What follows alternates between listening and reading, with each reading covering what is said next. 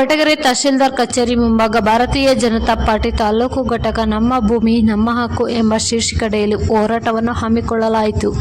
ಈ ಸಂದರ್ಭದಲ್ಲಿ ಕೊರಟಗೆರೆ ತಾಲೂಕು ದಂಡಾಧಿಕಾರಿಯಾದಂತಹ ಮಂಜುನಾಥ್ ಕೇರ್ ಅವರಿಗೆ ಮನವಿ ಪತ್ರ ಸಲ್ಲಿಸಲಾಯಿತು. ಸದರಿ ಕಾರ್ಯಕ್ರಮದಲ್ಲಿ ಮಧುಗಿರಿ ಜಿಲ್ಲಾಧ್ಯಕ್ಷರಾದ ಹನುಮಂತೇಗೌಡ, ಕೊರಟಗೆರೆ ಮಂಡಲ ತಾಲೂಕು ಅಧ್ಯಕ್ಷರಾದ BH ಅನಿಲ್ ಕುಮಾರ್ ಅವರು ಮಾತನಾಡುತ್ತಾ, ಸದರಿ ರೈತರು 40 ರಿಂದ 50 ವರ್ಷಗಳಿಂದ ಉಳುಮೆ ಮಾಡುತ್ತಿದ್ದ ರೈತರ ಜಮೀನುಗಳನ್ನು ಗುಡಿ ಗೋಪುರಗಳ ನಿರ್ಮಾಣ ಮಾಡಿರುವ ಎಲ್ಲ ಜಮೀನುಗಳನ್ನು ವಕ್ಫ್ ಬೋರ್ಡ್ ಆಸ್ತಿಗಳೆಂದು ಘೋಷಣೆ ಮಾಡಿರುತ್ತಾರೆ. ಇದು ಶುದ್ಧ ಸುಳ್ಳು ಎಂದು ತಿಳಿಸಿದರು.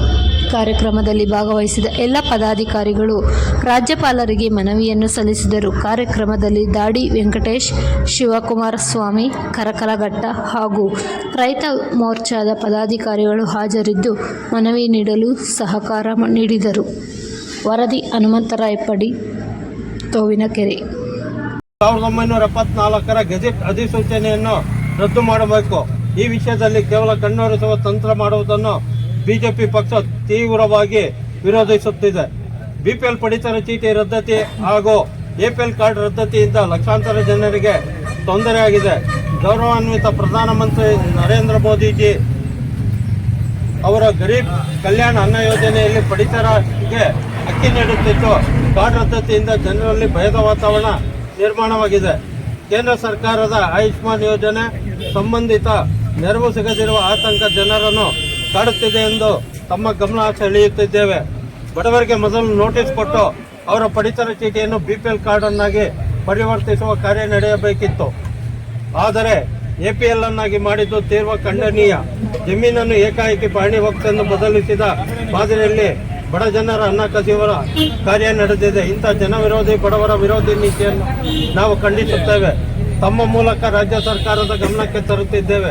ಕೂಡಲೇ ಈ ಸಮಸ್ಯೆಗಳನ್ನು ಬಗೆಹರಿಸದಿದ್ದರೆ ಬರುವ ಡಿಸೆಂಬರ್ ತಿಂಗಳ ಚಳಿಗಾಲದ ಅಧಿವೇಶನ ಸಂದರ್ಭದಲ್ಲಿ ಕರ್ನಾಟಕ ರಾಜ್ಯದಾದ್ಯಂತ ಉಗ್ರ ಹೋರಾಟ ನಡೆಸುತ್ತಿದ್ದೇವೆ. ಬೇಡಿಕೆಗಳು: ವಕ್ಫ್ ರೈತರ ಆಸ್ತಿ ಕಬಳಿಕೆ, ಮೂಢ ಹಗರಣ, ವಾಲ್ಮೀಕಿ ನಿಗಮ ಹಗರಣ, ಭ್ರಷ್ಟಾಚಾರಗಳ ಮುಖ್ಯಮಂತ್ರಿ ಸಿದ್ದರಾಮಯ್ಯ ಅವರು ಕೂಡಲೇ ರಾಜೀನಾಮೆ ನೀಡಬೇಕು. ಇನ್ನು ಮುಂದೆ ಯಾವುದೇ ವಕ್ಫ್ ಅದಾಲತ್ ನಡೆಸದಂತೆ ಸರ್ಕಾರಿ ಆದೇಶವನ್ನು ಹೊರಡಿಸಬೇಕು. ಇದಕ್ಕೆ ಸಂಬಂಧಿಸಿದ ಗೆಜೆಟ್ ನೋಟಿಫಿಕೇಶನ್ ಅನ್ನು ಹಿಂಪಡೆಯಬೇಕು. ಕೇಂದ್ರ ಸರ್ಕಾರವು ತರುತ್ತಿರುವ ವಕ್ಫ್ ತಿದ್ದುಪಡಿ ಕಾಯ್ದೆಗೆ ರಾಜ್ಯ ಸರ್ಕಾರವು ಮುಂದಿನ ಅಧಿವೇಶನದಲ್ಲಿ ಒಮ್ಮತದಿಂದ ನಿರ್ಣಯವನ್ನು ಅಂಗೀಕರಿಸಿ ಕೇಂದ್ರ ಸರ್ಕಾರಕ್ಕೆ ಕಳಿಸಿಕೊಡಬೇಕು. ಕರ್ನಾಟಕದಲ್ಲಿ BPL ಕಾರ್ಡ್ ಅನ್ನು APL ಕಾರ್ಡ್ ಎಂದು ಘೋಷಿಸಿರುವುದನ್ನು ತಕ್ಷಣವೇ BPL ಕಾರ್ಡ್ ಎಂದು ಘೋಷಣೆ ಮಾಡಬೇಕು.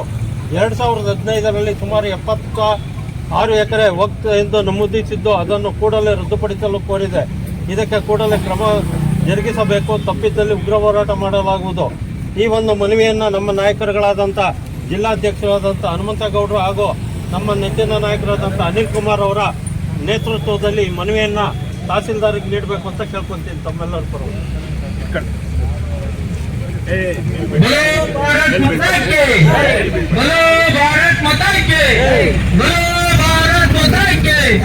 भारतीय जनता पार्टी के, भारतीय जनता पार्टी के।